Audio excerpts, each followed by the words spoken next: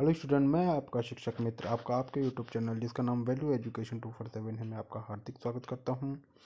आज का वीडियो कक्षा 10 के विद्यार्थियों के लिए। आज हम कक्षा 10 के विज्ञान विषय के मॉडल टेस्ट पेपर नंबर 9 पर चर्चा करेंगे।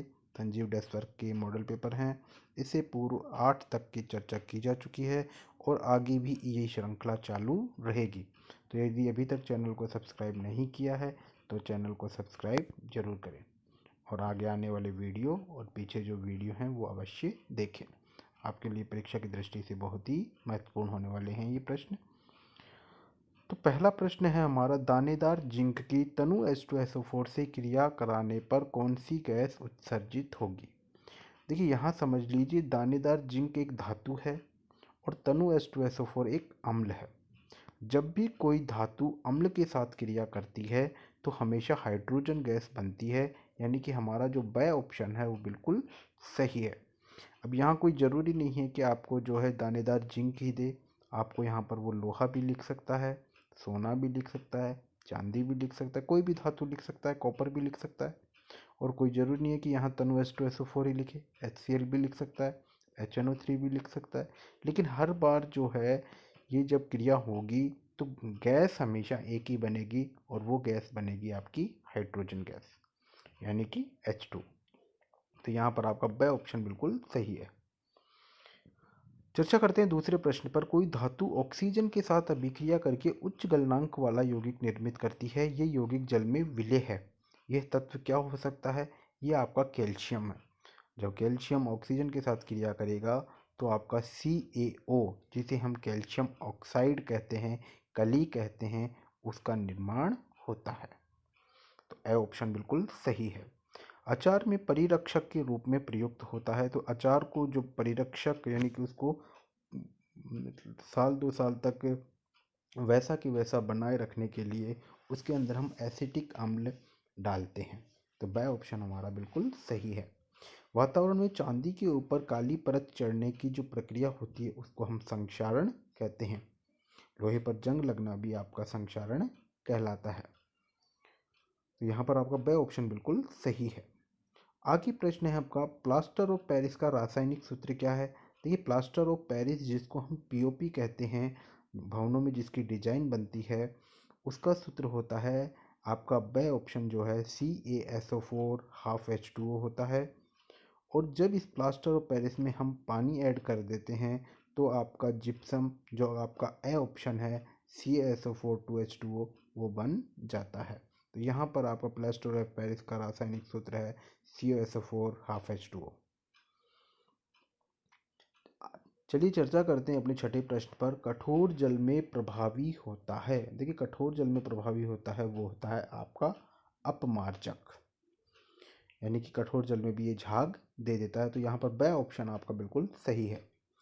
सातवां प्रश्न है, जैव उत्प्रेरक क्या कहलाते हैं। देखिए, जैव उत्प्रेरकों को हम एंजाइम कहते हैं। ब ऑप्शन आपका बिल्कुल सही है। अगला प्रश्न है, इंसुलिन का कार्य क्या होता है। देखिए, यहाँ पर भी आपका ब ऑप्शन ही सही है। रक्त में ये शर्करा का नियमन करता है, यानी हमारे रक्त में शर्करा की मात्रा जो होती है, शुगर की मात्रा है, उसको ये सही रखता है। तो ब ऑप्शन आपका सही है। नवा प्रश्न है, शरीर में समन्वय किसके द्वारा होता है। देखिए, शरीर में जो नियंत्रण और समन्वय, ये आपके एक चैप्टर का नाम भी है, नियंत्रण और समन्वय।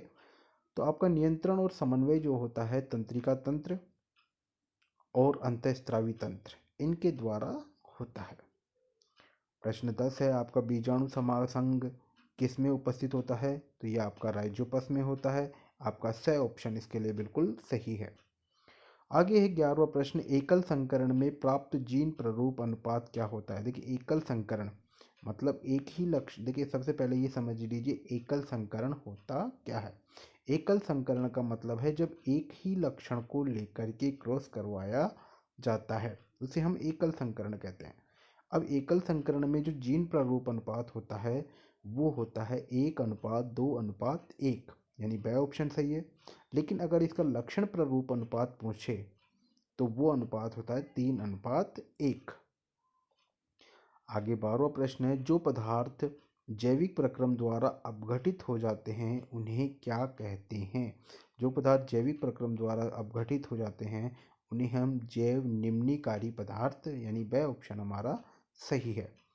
किसी एफ फोकस दूरी के लेंस की क्षमता P होती है। तो देखिए P और F में क्या संबंध होता है? P और F में स ऑप्शन जो है P बराबर 1/F, ये इसका संबंध होता है, यानी स ऑप्शन हमारा सही है।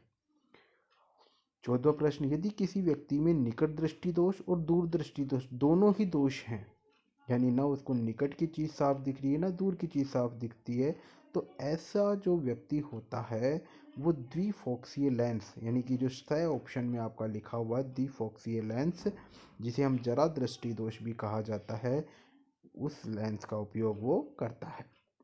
विद्युत धारा के तापीय प्रभाव का उपयोग किसमें नहीं होता है? तापीय प्रभाव मतलब किसी चीज़ में विद्युत धारा प्रवाहित की और वो गर्म हो जाती है, उसे कहते हैं विद्युत धारा का तापीय प्रभाव। हीटर भी हो जाता है, विद्युत इस्त्री मतलब प्रेस भी हो जाता है, विद्युत बल्ब भी हो जाता है, लेकिन विद्युत पंखा जो होता है वो गर्म नहीं होता है।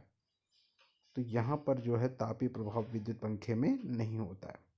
किसी विद्युत बल्ब का अनुमंतांक 220 वोल्ट और 100 वाट है।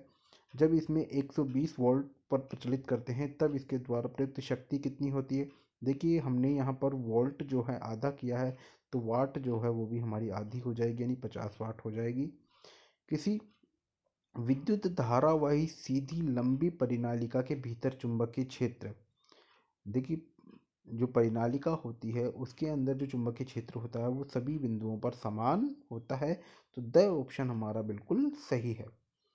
अगला प्रश्न, पश्चिम की ओर प्रक्षेपित कोई धनावेशित कण अल्फा कण किसी चुंबकीय क्षेत्र द्वारा उत्तर की ओर विक्षेपित हो जाता है, चुंबकीय क्षेत्र की दिशा कहाँ होगी?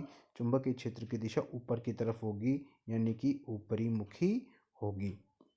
तो इस तरीके से यहाँ पर हमने जो है 9वां ये मॉडल टेस्ट पेपर है, और इसी के साथ में हमारा जो है खंड ए के जो सभी मॉडल टेस्ट पेपर पर हम चर्चा कर चुके हैं, ये खंड ए का जो है हमारा जो सीरीज है वो समाप्त हो चुकी है।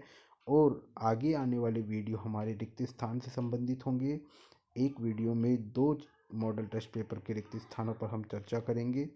तो अगर चैनल को अभी तक सब्सक्राइब नहीं किया है तो चैनल को सब्सक्राइब जरूर कर लें। धन्यवाद स्टूडेंट्स।